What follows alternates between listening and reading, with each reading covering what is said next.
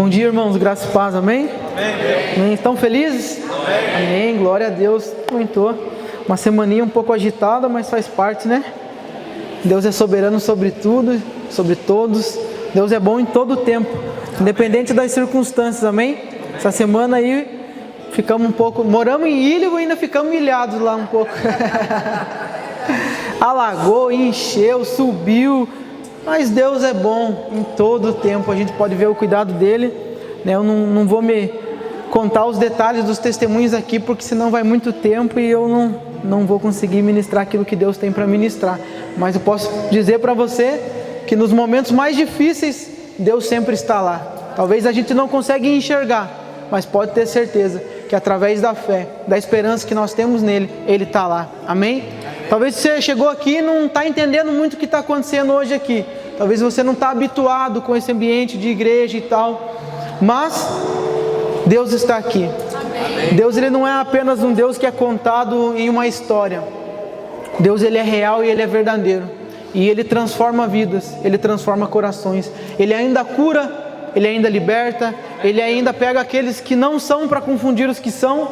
Como diz em 1 Coríntios. Ele chama as coisas fracas e desprezíveis desse mundo para confundir as fortes, aquelas que se acham sábias, que acham que já tem tudo. Deus chama os mais improváveis, amém?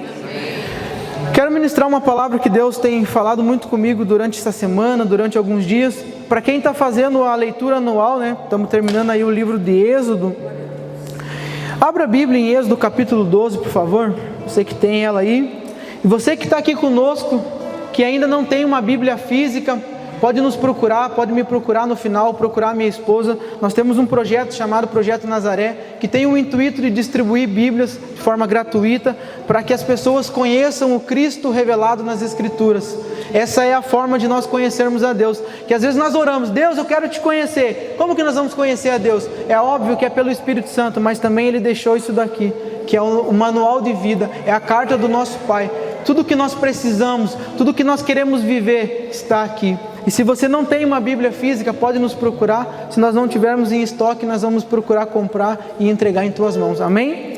Acabar com o analfabetismo bíblico. O povo padece por falta de conhecimento. As massas são manipuladas porque não conhecem. Preferem caminhar na ignorância muitas vezes. E nós queremos erradicar isso. Nós queremos fazer parte disso, distribuindo a palavra de Deus de forma gratuita. Porque essa é a palavra. Esse é o livro que transforma as nações. Como tem um livro lá do Jocum. Amém? Êxodo capítulo 12. A partir do versículo 1, diz assim, a leitura vai ser um pouco extensa, irmão, mas paciência, amém? Quem achou diz amém? Amém. Quem não achou diga misericórdia. Amém, estão começando a se habituar. Diz assim, o Senhor disse a Moisés e Arão na terra do Egito: este mês será para vocês o principal dos meses, será o primeiro mês do ano. Falem a toda a congregação de Israel, dizendo: no dia 10 deste mês, cada um tomará para si um cordeiro segundo a casa dos pais, um cordeiro para cada família. Mas, se a família for pequena, para um cordeiro, então o chefe da família convidará o seu vizinho mais próximo, conforme o número de pessoas. Conforme o que cada um puder comer, por aí vocês calcularão quantos são necessários para o cordeiro. O cordeiro será sem defeito, macho de 1 ano, podendo também ser um cabrito. Vocês guardarão o cordeiro até o 14º dia deste mês, e todo o ajuntamento da congregação de Israel o matará no crepúsculo da tarde. Pegarão um pouco do sangue e o passarão nas 2 ombreiras e na viga superior da porta, nas casas em que o comerem. Naquela noite comerão a carne assada no fogo, com pães sem fermento e ervas amargas. Não comam de um animal nada cru, nem cozido em água, porém assado ao fogo. A cabeça, as pernas e as vísceras. Não deixem nada do cordeiro até pela manhã. O que porém ficar até pela manhã, queimem. E é assim que vocês devem comê-lo. Já prontos para viajar, com as sandálias nos pés e o cajado na mão. Comam depressa, é a Páscoa do Senhor, porque naquela noite passarei pela terra do Egito e matarei na terra do Egito todos os primogênitos, tanto das pessoas como dos animais, e executarei juízo sobre todos os deuses do Egito. eu sou o Senhor. O sangue será um sinal para indicar as casas em que vocês se encontram. Quando eu ver o sangue, passarei por vocês, e não haverá entre vocês praga destruidora. Quando eu ferir a terra do Egito, este dia lhe será por memorial, e vocês o celebrarão como festa ao Senhor, de geração em geração. Vocês celebrarão este dia por estatuto perpétuo. Amém. Até aqui. Hoje não é Páscoa. Às vezes a gente só lê esse texto só na Páscoa, ou quando está chegando a Páscoa, ou ouve uma pregação só quando está diante desse dia, que é válido. Mas essa semana, durante esses dias, eu tenho meditado no livro de Êxodo, tenho meditado nessa passagem, e tem muitas coisas que nós precisamos entender como igreja, que são reveladas a nós nesse livro. O livro de Êxodo, para quem não está acostumado, a palavra Êxodo significa saída, significa esse partir. Então, o contexto do livro de Êxodo, ele vai contar basicamente a história do povo de Israel, que estava preso, cativo, escravo no Egito. Lá em Gênesis 12, Deus faz uma promessa para Abraão, dizendo que todas as famílias da terra seriam abençoadas através dele, ou seja, Deus sempre desejou todos os povos, mas a partir de Abraão, viria um povo, uma nação, que seria uma referência, um modelo de nação, para que apresentasse e revelasse Deus a outros povos. Ou seja, o chamado de Israel era para ser luz para as nações. Só que também, em Gênesis 15, Deus comunica a Abraão que a semente dele seria escravizada. Passaria um tempo de escravidão no Egito. Isso foi revelado lá em Gênesis 15, depois você confere em casa. E foi passando o tempo, nós conhecemos a história de Jacó, e vem José, acontece tudo aquilo com José. José é traído pelos irmãos, é lançado na cova, depois é tirado, é vendido como escravo, vai para o Egito, e muitas vezes nós lemos isso na correria e não vamos nos apercebendo o construir da história, o que Deus está fazendo. José foi um precursor no Egito, ele foi lá para que houvesse livramento, existia um propósito pela vida de José, e muitas vezes acontece isso conosco também. Nós passamos por muitas coisas, existem muitos meios que às vezes nós olhamos para eles e achamos que é a finalidade, mas não é a finalidade, é apenas um meio daquilo que Deus quer fazer na nossa vida, um propósito maior. José livrou sua família, livrou todo o povo. Jacó morreu lá no Egito, porque o povo foi se refugiar lá. Então o povo de Israel começou a multiplicar-se grandemente. Então José também morreu, mas antes de morrer falou: olha, eu sei que vocês vão sair daqui, Deus há de vir livrar vocês aqui. Quando vocês forem, não deixem os meus ossos aqui, levem eles com vocês, porque isso era uma profecia, estava sendo falado através da vida de José, mas era Deus falando a respeito do cumprimento de uma promessa, que Deus iria libertar eles daquele lugar. Então passou-se aproximadamente 430 anos daquele povo ali no Egito, trabalhando dia e noite, construindo as pirâmides, construindo o sonho dos egípcios ali. E quando, em dado momento, você vai ler em Êxodo capítulo 1, que fala que o povo se multiplicou de tal forma que eles cresceram e se tornaram uma grande nação, um grande povo ali. E o faraó, que estava no poder naquele momento, ele olhou para aquele povo e ficou com medo. Ele não conhecia José, não sabia o quanto José tinha sido honrado no Egito como governador do Egito e o quanto ele tinha abençoado aquela nação.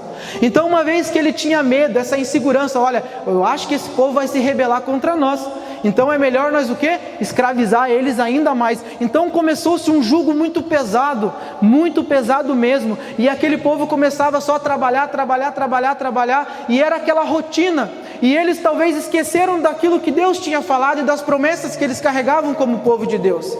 Mas o clamor desse povo subiu até o Senhor, ao ponto de Deus olhar para eles e falou: agora chegou a hora de libertar vocês. Então nós conhecemos a história em Êxodo no capítulo 2, e se você não conhece, você pode ler depois na sua casa. No capítulo 2, o clamor deste povo chegou até Deus. Então pensa num povo escravizado por 430 anos mais ou menos, acostumado com uma rotina, acostumado a receber algo de Faraó. Eles foram se aculturando de tal forma com a cultura daquele lugar. Eles estavam ali já moldados com essa mentalidade de que somente aquilo era o suficiente, talvez, aquilo era o propósito de Deus. Muitos não entendiam, muitos deles não conheciam a Deus ainda.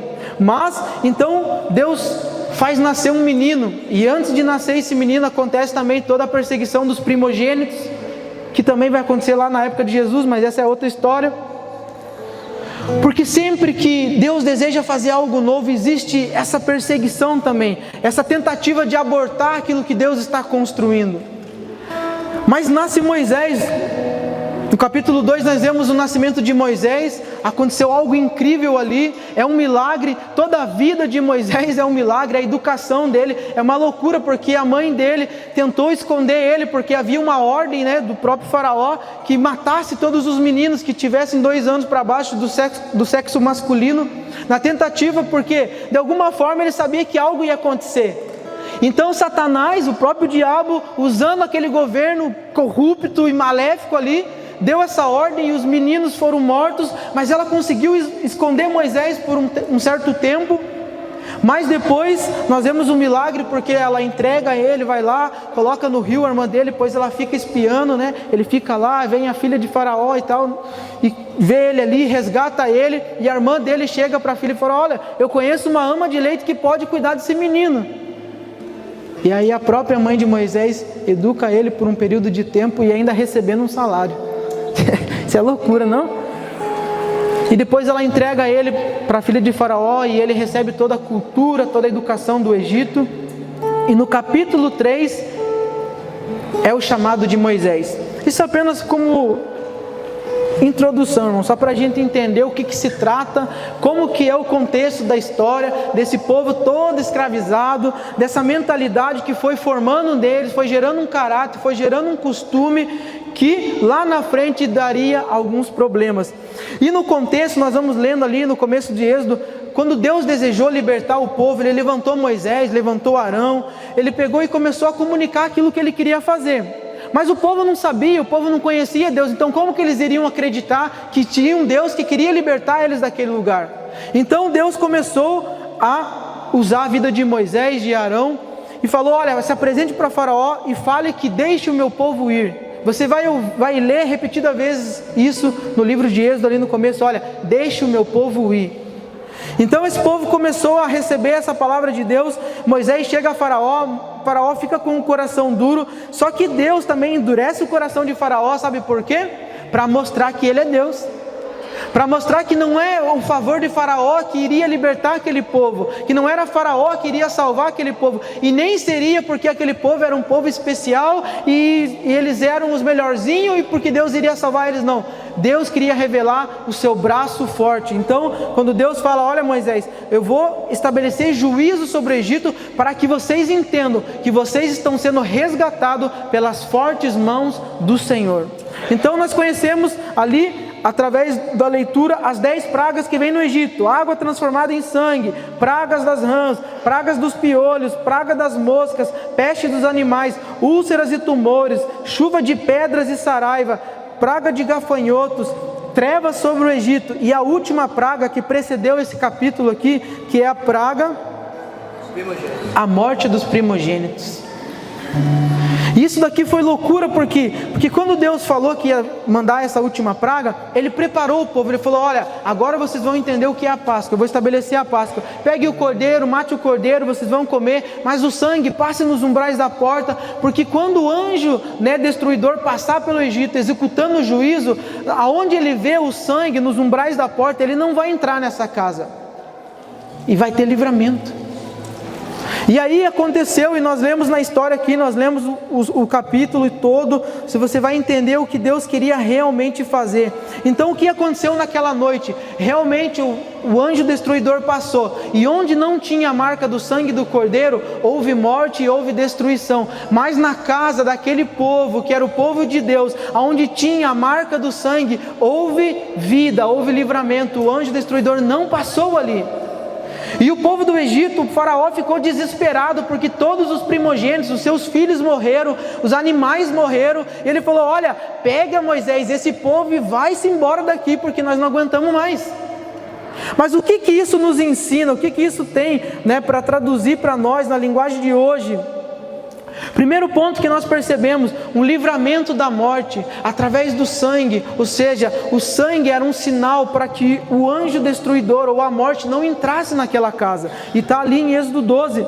O segundo ponto é a libertação, porque Deus não apenas livrou eles da morte, mas Deus também desejava libertar eles daquela condição. Ou seja, quando nós lemos ali, olha, vocês vão comer, mas já comam preparado, calcem as sandálias, estejam com o cajado na mão, com a roupa vestida, porque quando eu falar, vocês têm que sair. Então houve libertação também, e houve todo um processo. Eu quero ler essa passagem também. Abra aí um pouquinho para frente, Êxodo, no capítulo 13, versículo 17 e 18. Êxodo 13, versículo 17. Vamos ler o 18 também. Diz assim: quando o faraó deixou o povo ir, Deus não os levou pelo caminho da terra dos filisteus, embora fosse mais perto, pois disse: para não acontecer que, vendo a guerra, o povo se arrependa e queira voltar para o Egito.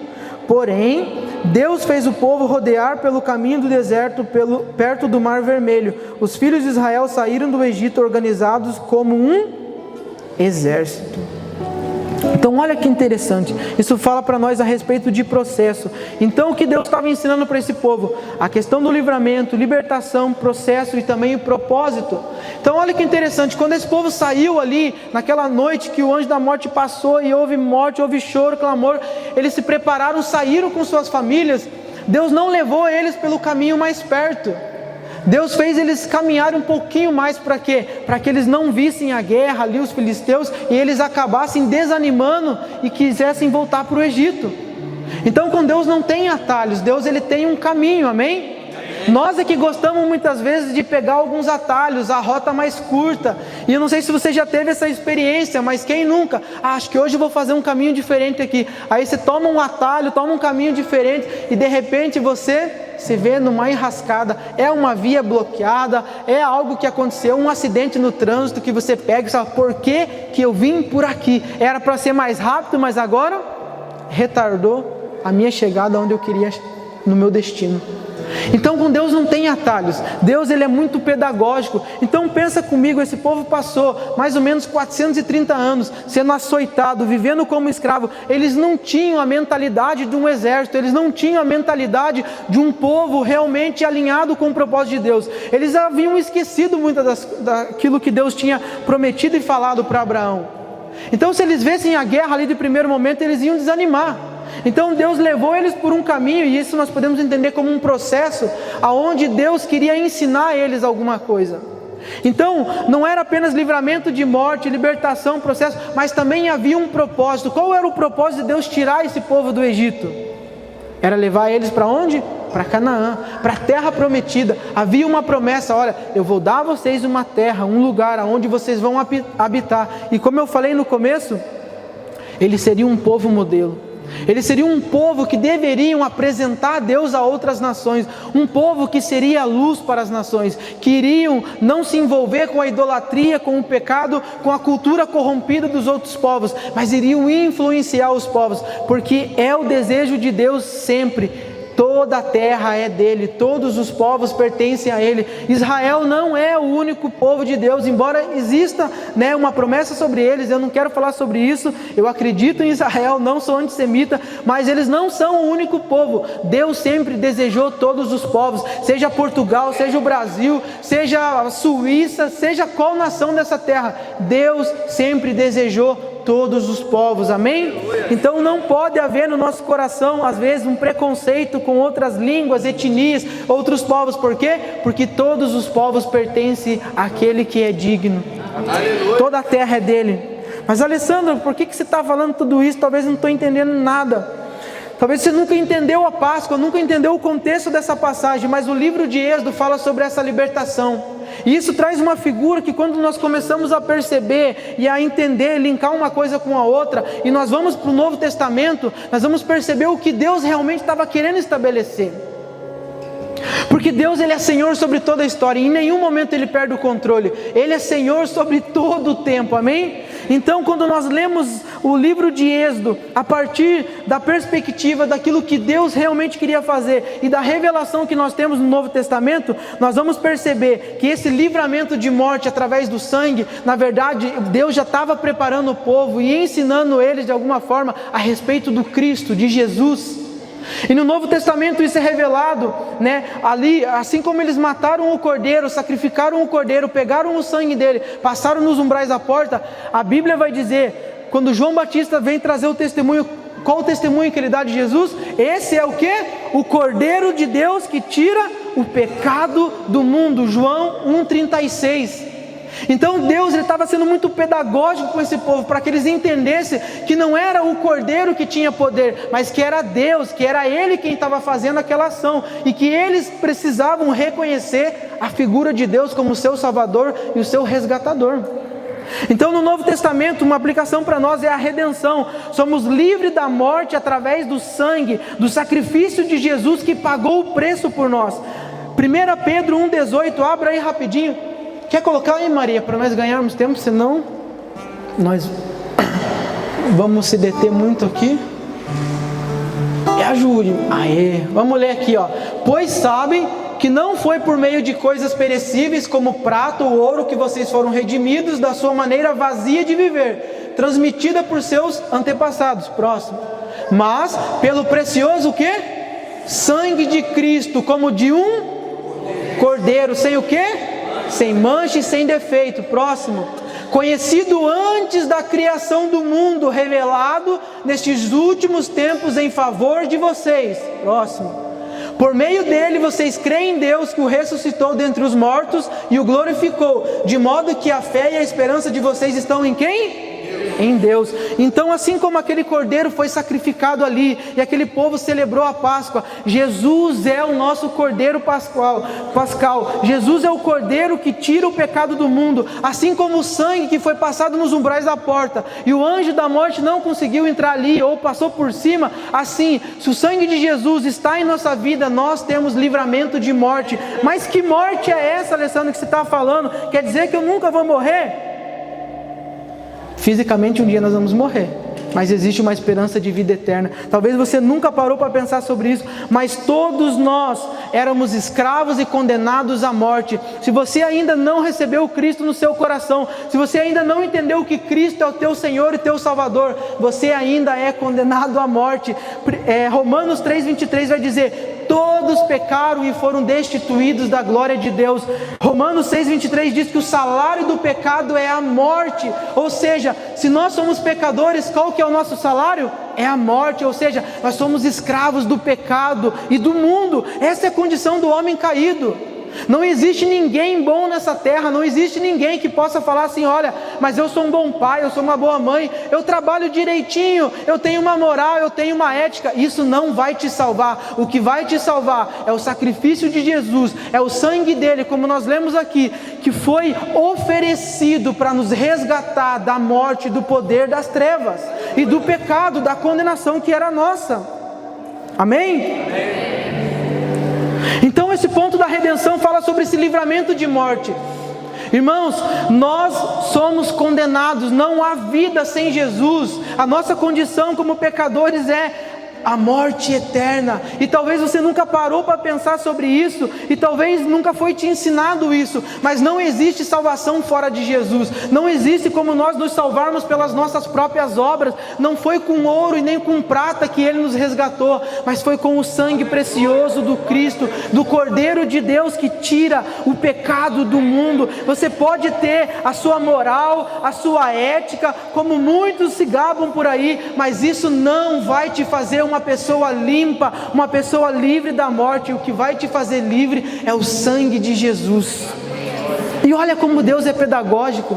E sabe, existia ali também algo que Deus estabeleceu. Depois você lê em Êxodo 12, falou assim: olha, e não quebre nenhum dos ossos do cordeiro. Aí eu fico pensando assim, cara, aquele povo, quando ouviu aquilo, mas por que não quebrar nenhum osso? Que tem a ver o osso, né?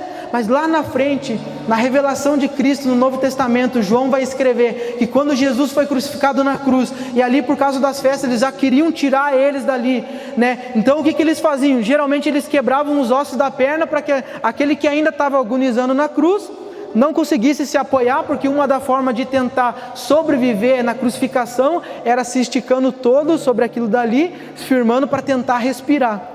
Os 2 ladrões ali estavam ainda vivos, quebraram os ossos deles, morreram. Mas quando chegaram em Jesus, diz que não quebraram nenhum dos seus ossos. Sabe por quê?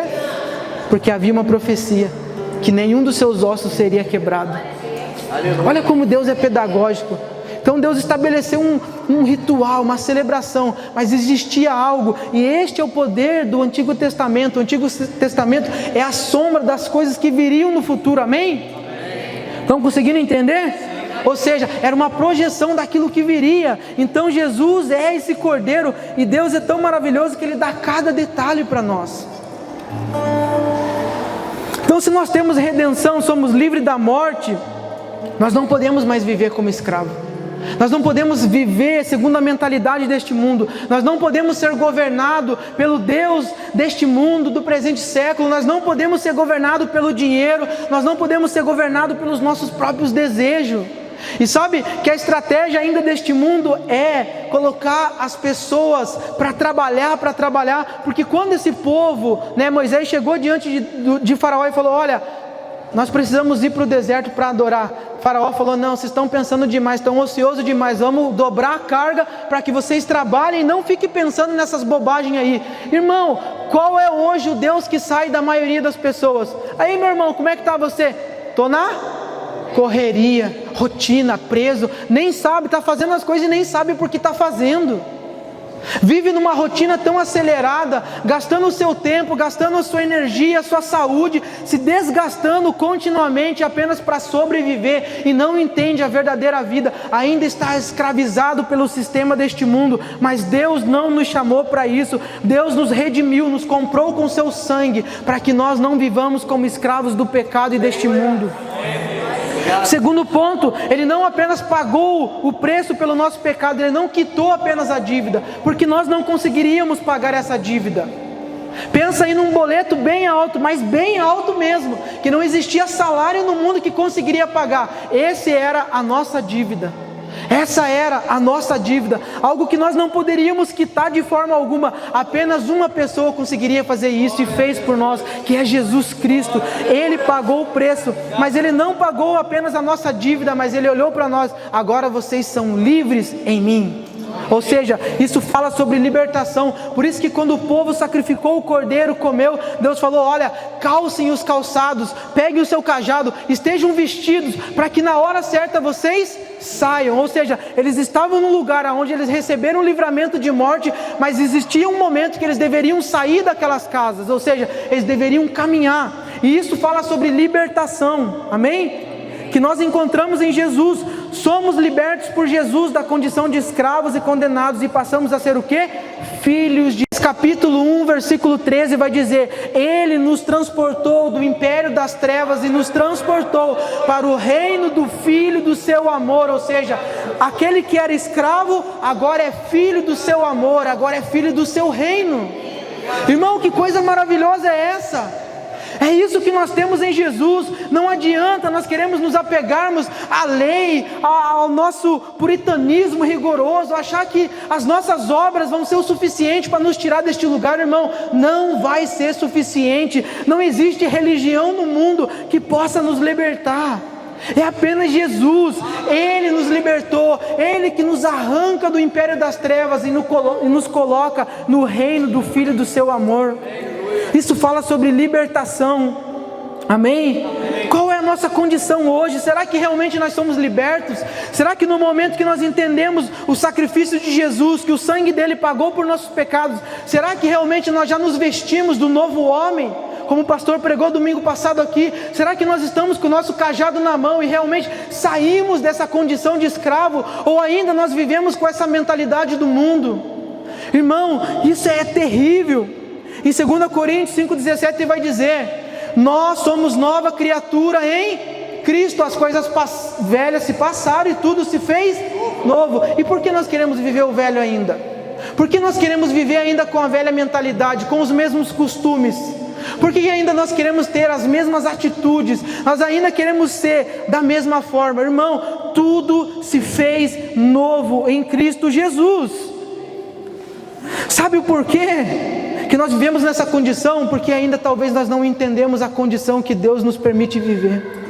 Vivemos como escravo, achamos que dinheiro é tudo, achamos que a fama é tudo, achamos que os nossos sonhos pessoais é tudo, e isso não é ruim, irmão. O problema é nós sermos escravos dessas coisas, e isso talvez grite de uma forma mais clara aos nossos ouvidos, porque a maioria daqui é imigrante, a maioria daqui veio aqui, está morando em terra diferente, largou o seu país, a sua cultura, e tem vivido aqui, e já se passou por esse momento de muitas vezes estar vivendo escravizado, afadigado com a rotina, cansado, desesperado, correndo, e agora o que vai ser? Será que realmente valeu a pena vir para cá? Por que é que eu vim para cá? Poxa, eu achei que ia ser de uma forma, agora está sendo totalmente diferente, e fica perdido, não tem um norte, não tem um sentido para a sua vida. Nessa manhã, Jesus está falando: eu te livrei da morte, eu te libertei para que você viva como filho e desfrute de todas as promessas que eu tenho. Glória a Deus. Terceiro ponto, a libertação. O povo saiu do Egito, amém? Deus tirou eles daquele lugar, Deus arrancou eles com mão forte. Terceiro ponto que nós precisamos aplicar na nossa vida: a maturidade. Amadurecemos quando decidimos obedecer a palavra de Deus, quando assumimos a responsabilidade de filhos e deixamos Deus moldar o nosso caráter, perseverando no processo de Deus em nossas vidas. Então Deus, Ele deu livramento para aquele povo, libertou eles, mas Deus não pegou eles pela mão e falou: vamos, bora. Tinha que ter uma decisão dele sair daquele lugar. Eu acredito, irmão, o texto não deixa, e eu também não quero aqui superinterpretar, mas teve muitas pessoas que não estavam entendendo lá, muitos hebreus que falaram: mas por que sair? Já não tivemos livramento? Vamos ficar aqui, o sangue está sobre a porta, vamos ficar aqui, já tem salvação, já teve livramento, por que sair? Por que ir para uma terra que nós nem sabemos onde é? Isso fala sobre uma decisão, sobre maturidade. Maturidade não tem a ver com tempo de idade, ano cronológico. Maturidade tem a ver com a nossa decisão de obedecer a palavra de Deus, com a decisão de assumir responsabilidades e deixar Deus moldar o nosso caráter, amém? Romanos 8,14 vai dizer que os filhos de Deus são guiados pelo Espírito. Essa palavra tem a ver com filho maduro, filho ruiós. Ou seja, quem é filho de Deus, filho maduro, que deixa Deus moldar o seu caráter, ele não caminha segundo o curso deste mundo, ele não fica ouvindo os seus sentimentos, ele não fica ouvindo as circunstâncias. Como está a minha conta bancária? Se a minha conta bancária estiver bem, está tudo bem. Não, ele ouve o Espírito de Deus, e mesmo que as coisas, a dificuldade vai vir, o momento difícil vai vir, mas nós permanecemos ouvindo a voz do nosso Pai, porque é Ele que nos guia em toda a verdade, é Ele que nos guia no propósito, amém? Romanos 8,29 vai dizer: porque os que dantes conheceu, também os predestinou para serem conformes à imagem de seu Filho, a fim de que ele seja o primogênito entre muitos irmãos. Irmão, esse versículo aqui para mim... Glória a Deus. João 3,16, Jesus era quem? O único Filho de Deus, o Filho unigênito do Pai. Quem é Filho único aqui vai entender melhor. Mas Deus decidiu entregar o seu único Filho, para que ele se tornasse o quê? O primogênito entre muitos irmãos. Ou seja, agora nós podemos fazer parte da família de Deus. Então Deus, Ele nos deu essa oportunidade. E qual que é o propósito dele nesse processo que muitas vezes nós passamos? É nos levar a amadurecer como filhos. Deus não deseja castigar ninguém, irmãos. Deus não, Ele é justo sim, e vai vir juízo sobre essa terra e sobre nós, mas há salvação, há libertação, há livramento, e Ele nos dá a oportunidade de amadurecer, de nos tornarmos a imagem do Filho, a imagem do nosso irmão mais velho, que é Jesus. Mas eu nunca vou ser como Jesus. Deus não escreveria na palavra dele, não deixaria escrito se não houvesse a oportunidade disso se cumprir. Não significa que nós vamos ser Deus, não. Significa que nós vamos ser filho obediente como Jesus, que encarnou, que veio como homem, passou por todos os ciclos da vida, viveu, foi um bom homem, cumpriu o seu propósito, honrou o Pai, honrou o Senhor. Assim Deus deseja de nós, que nós cumpramos o propósito das nossas vidas, que nós venhamos amadurecer e nos tornar realmente pessoas que caminham segundo o modelo de Jesus. Amém. Aleluia. Lembra que nós lemos lá em Êxodo que Deus levou eles pelo caminho mais longo? Esse é o processo de Deus na nossa vida. Não adianta querer pegar atalho, meu irmão. Não adianta querer pegar uma via mais rápida. Talvez muitos chegaram aqui em Portugal achando que as coisas iam acontecer assim, da noite para o dia. Vou chegar lá, vou ganhar em euro, vou enriquecer, vou realizar meus sonhos, vou construir, vou viver o melhor que eu nunca vivi antes. Irmão, não existe atalho, não existe. Deus, Ele tem um percurso para nós, Ele tem uma jornada, e não vai ser da noite para o dia que nós vamos entender tudo, não vai ser da noite para o dia que nós vamos estar prontos. Nós precisamos ter um coração humilde e nos submeter ao processo de Deus, e pode ter certeza, irmão, que Deus sabe muito bem como nos tratar, pode ter certeza que Deus sabe muito bem como pegar o barro e moldar, e se preciso for, pegar um vaso e quebrar de novo. Ele vai usar as circunstâncias, Ele vai usar os momentos, Ele vai usar os meios pedagógicos que Ele tem, assim como Ele fez com aquele povo. Aquele povo pegou o caminho mais longo. Talvez lá na frente, se Ele soubesse, Ele fala: mas Deus está fazendo nós caminhar mais, nós vamos cansar mais. Por que pegar o caminho mais longe? Deus estava formando aquele povo um caráter, sabe? O mais difícil para Deus não foi tirar eles do Egito, o mais difícil para Deus foi matar a cultura do Egito que estava dentro do coração daquele povo, porque no primeiro momento, irmãos, quando eles chegaram ali e viram as águas amargas, o que eles fizeram? Moisés, nos trouxe para cá para nós morrermos, por acaso o Egito não era melhor? Eles se acostumaram a viver com o salarinho na mão, eles se acostumaram a viver comendo o pepino, a cebola. Toma aqui teu pratinho e cumpre o teu papel, trabalha, é isso que eu quero, é a tua rotina, viva a tua rotina, viva, fica preso por isso e nunca entenda o que Deus tem na tua vida. Era isso que Deus estava falando para eles.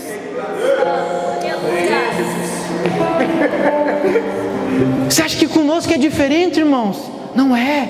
Irmãos, a coisa mais difícil é matar o Egito que está dentro de nós, é gerarmos uma cultura como igreja, porque as pessoas se acostumam a vir aqui num domingo, acostumam a fazer parte de uma rotina religiosa, mas ainda vive debaixo da cultura deste mundo, ainda vive com os mesmos costumes. Cara, para matar isso existe o processo de Deus, e é por isso que Ele nos leva para o deserto, é por isso que Ele nos submete a várias circunstâncias, Ele nos deixa passar fome, como Ele disse para aquele povo: olha, eu vos deixei passar fome, depois eu dei um maná do céu para provar o que tinha no coração de vocês, eu provei vocês para ver o que realmente havia dentro do coração de vocês. Aleluia. E nós passamos uma prova, passamos um momento difícil e já começamos a reclamar, então nós não amadurecemos, nós voltamos, porque todo ciclo que nós não fechamos e que nós não somos aprovados, nós vamos ter que repetir, irmãos. Verdade. O processo de Deus para nos amadurecer muitas vezes vai ser doloroso, muitas vezes vai ser difícil, mas eu digo para você com total convicção: não existe nada melhor nesse mundo do que você viver o propósito de Deus. Não existe nada melhor, irmãos, do que você deixar Deus colocar as lentes dele no teu olho, para que você olhe para as coisas, para as circunstâncias, para a tua família, não a partir da tua cultura e do teu achismo, mas a partir da palavra dele e da visão dele. Isso é maravilhoso demais. Glória a Deus. Glória a Deus. Então amadurecer é uma decisão, irmãos. Não tem como eu chegar para o Noah, meu filho, e falar: olha, filho, às vezes eu tenho vontade, amadureça agora, se torne grande e pare de querer descer a escada, que você vai cair e vai se arrebentar todo. É o processo da vida, irmãos. Quer amadurecer? Se submeta ao processo, confie, persevere, não desista. Deus sabe muito bem como nos tratar. Sabe, eu estava falando isso, não sei com quem esses dias aí. Jesus, Ele poderia ter vindo já como homem pleno e ter ido direto para a cruz e morrido, mas por que Ele decidiu se tornar um bebê, nascer de mulher ali e tal, e enfrentar todos os ciclos da vida, ser uma criança, ser um adolescente, um jovem, um adulto? Por que o Filho de Deus se submeteu a isso, irmãos? Porque Ele respeita os processos de Deus, Ele não quebra a sua própria lei, Ele não quebra a sua própria palavra. E nós muitas vezes queremos que tudo seja pronto, sabe? Essa cultura do pecado que está em nós, que não nos deixa muitas vezes amadurecer. Irmãos, terrível coisa é a cultura do Egito em nós. Misericórdia, E não estou falando do Egito país, você está entendendo o que eu estou querendo falar, amém? É difícil, irmão, mudar a mentalidade de uma pessoa. Ainda, às vezes nós dizemos, eu sou filho de Deus, mas vive como se não fosse. Porque no primeiro momento que o diabo fala, se tu és filho de Deus, transforma essas pedras em pão. E nós fazemos o quê? Transformamos. Se tu és filho de Deus, o diabo sabe muito bem como nos tentar, irmãos. É por isso que nós vivemos numa geração sem identidade, que não sabe quem é, que fica procurando nas coisas ser afirmado, ser aprovado, mas nunca vai ser aprovado, sabe por quê? Porque as coisas deste mundo não nos tornam filhos de Deus, as coisas deste mundo não vão trazer senso de pertencimento e de propósito. Nós precisamos ser transformados. É por isso que Romanos 12 vai dizer, Romanos 12:2, não vos conformeis à mentalidade deste presente século mau, mas transformai-vos pela renovação da vossa mente no Espírito. Irmãos, amadurecer não é fácil, matar essa cultura em nós não é fácil, e ainda mais se nós formos resistentes como esse povo foi no Egito. Esse povo foi obstinado, eles reclamaram, eles murmuraram. Quando Deus queria operar um milagre, sabe o que eles faziam? Muitas vezes reclamavam, não conseguiam entender o que Deus estava querendo ensinar. Irmãos, eles chegaram num lugar que tinha águas amargas, eles reclamaram, e logo na frente tinham mais de 12 fontes, era só caminhar mais um pouco. Sabe como essa mentalidade nos rouba da presença de Deus e de desfrutar do propósito de Deus? Sabe, isso se aplica em todas as áreas da nossa vida, como marido, como esposa, como funcionário, como patrão. Sabe, é difícil mudar essa mentalidade. Nós temos experiência com isso. Você está na empresa lá, tem uma equipe trabalhando com você, você chega para uma pessoa que não tem nenhum cargo na empresa, nenhum título, e você fala, olha, você vai ficar responsável hoje por essa tarefa ali, você consegue fazer essa função porque fulano de tal faltou? Às vezes concorda para não ser mandado embora. Não, tá bom, eu faço. Depois o que fala? Não sou nem líder aqui, essa não é minha função. Por que eu tenho que fazer isso? Não me paga para isso. Ou sabe até mesmo fazer, e aí já acha que porque ele sabe fazer, ele já tem que ser promovido na empresa, e aí o patrão está testando ele muitas vezes, coloca ele ali numa responsabilidade, ele fala, não, mas eu não sou líder, eu não tenho que tomar conta de ninguém, cada um por si, eu sei fazer o meu, agora tem que ficar ensinando os outros, eu não. Essa mentalidade, irmãos, é por isso, escute, você já deve ter visto isso, nós sempre conversamos isso com o Davidson. Tem uma empresa, você está lá há 5 anos, 6 anos, sei lá quantos anos está lá. Aí chega uma pessoa que não sabe nada, nunca trabalhou na área, mas dá 2, 3 meses, 1 ano, essa pessoa se torna o teu líder lá dentro. Aí você fala, poxa, deve ser puxa-saco do chefe, poxa, o cara passou na minha frente, porque não sei o que. Não é pela capacidade dele, mas é porque ele decidiu amadurecer no processo. Ele assumiu responsabilidades que não era dele, mas ele disse, agora é minha. E você acha que é diferente com Deus, irmão? Então às vezes você perde de ser promovido, você perde de ter uma promoção no teu trabalho por causa dessa mentalidade caída de escravo, porque não entende que tudo que nós fazemos deve ser para a glória de Deus. Não é pecado trabalhar, irmãos, não existe nada secular, tudo é de Deus. O problema é que nós pegamos as coisas de Deus e queremos dar para o diabo, e nós tratamos as coisas de Deus como se não fossem de Deus. Muda essa mentalidade, tenta enxergar as coisas com os olhos de Deus. Faça uma leitura não a partir da tua justiça própria, mas a partir daquilo que Deus tem para a tua vida e aquilo que Ele revelou na palavra, amém? Amém. Último ponto para nós encerrarmos: propósito. Deus arrancou esse povo do Egito, submeteu eles ao processo, mas havia um propósito maior para a vida deles. As pessoas não entendem isso muitas vezes. Há uma finalidade de sermos filhos de Deus, de sermos seus sacerdotes, seu povo, sua igreja. Existe um propósito maior pelo qual nós estamos aqui, irmãos. Existe algo maior para as nossas vidas, e essa tem que ser o maior desejo do nosso coração: viver por algo maior, viver por aquilo que é eterno, sabe? Existe salvação em Jesus, existe livramento, existe libertação. Ele nos submete ao processo para que nós venhamos amadurecer. Mas para que tudo isso? Para cumprirmos um propósito de sermos filhos de Deus. Mas qual que é o problema? Que nós achamos que a salvação é o fim das coisas. Nós achamos que a salvação um dia vai acontecer, mas quando Jesus voltar... Não, irmãos, a salvação é a porta de entrada. Existe algo depois da salvação. Aquele povo no Egito teve o livramento, mas depois eles tiveram que sair daquela casa, caminhar, peregrinar, para que eles pudessem chegar àquela terra que Deus tinha prometido. Talvez você um dia aceitou Jesus, ou sei lá, aceitou um convite de alguém aí, veio para a igreja e achou que a tua vida é sentar aí, ouvir uma palavra, cantar um louvor e ir embora. Mas não é isso. A salvação é a porta de entrada. Existe toda uma jornada para nós vivermos como filhos de Deus. Existe uma jornada pelo qual nós estamos aqui nessa terra, irmãos. A Bíblia vai dizer em Efésios 2:8 que Ele nos salvou pela sua graça. Isso é dom de Deus, é um presente de Deus, mas Ele nos salvou para nós andarmos nas boas obras que Ele já preparou. Então a salvação não é o fim das coisas, a salvação é o começo. A pergunta que nós temos que fazer é: como vive alguém que foi salvo? Como vive uma pessoa que foi alcançada por Cristo Jesus? Então nós temos o privilégio de sermos salvos, mas nós temos a responsabilidade de vivermos com uma nova cultura, com uma nova forma de enxergar o mundo. Nós temos a responsabilidade de viver como filho de Deus.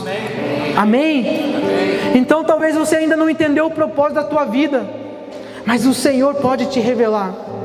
Sabe, nós nascemos para pertencer a Ele. Esse é o primeiro propósito da nossa vida, chamados para estar com Ele.